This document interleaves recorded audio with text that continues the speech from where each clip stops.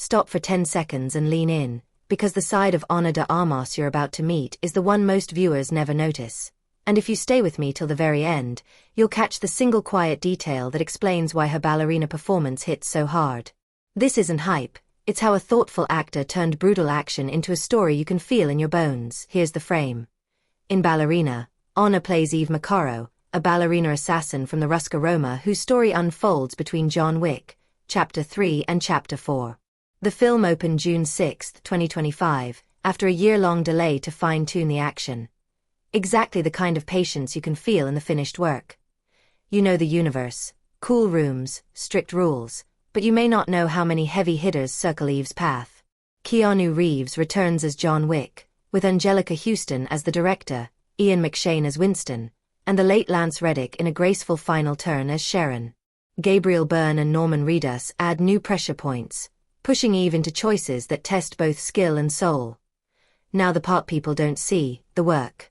Ana trained with the 8711 team, logged months of drills, took real knocks, and, according to the stunt lead, wore her bruises like a badge of honor.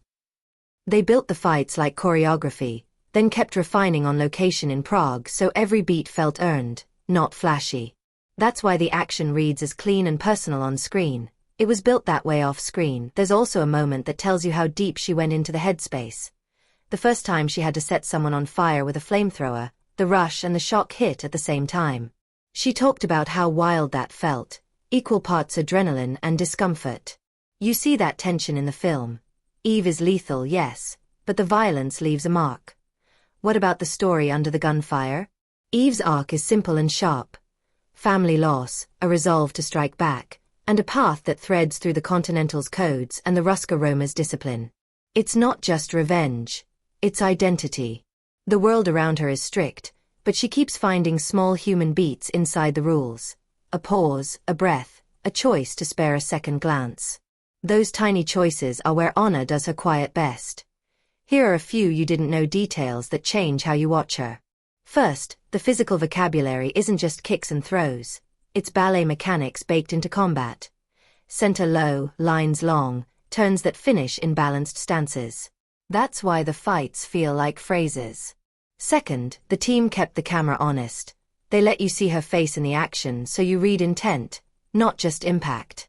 Third, some of the wild stuff you assume is CG is practical. Falls, windshield hits, blade work, tightened by rehearsal so the cuts could stay wide. Fourth, there are seeds for more story. Director Len Wiseman has said Norman Reedus's character, Daniel Pine, was cast with future threads in mind. Translation: choices Eve makes here are going to echo. If you feel unresolved heat in the last reel, it's on purpose. They're building lanes for fallout, so watch to the last second, because I'm about to freeze one frame that sums up the whole performance. Eve in three-quarter profile, breath steady, left shoulder relaxed, eyes set just past the lens. You'll see the ballet stance hidden inside the fighter's guard, the quiet control that keeps the room calm, and the weight of a choice she hasn't said out loud yet. Nothing loud. Nothing forced.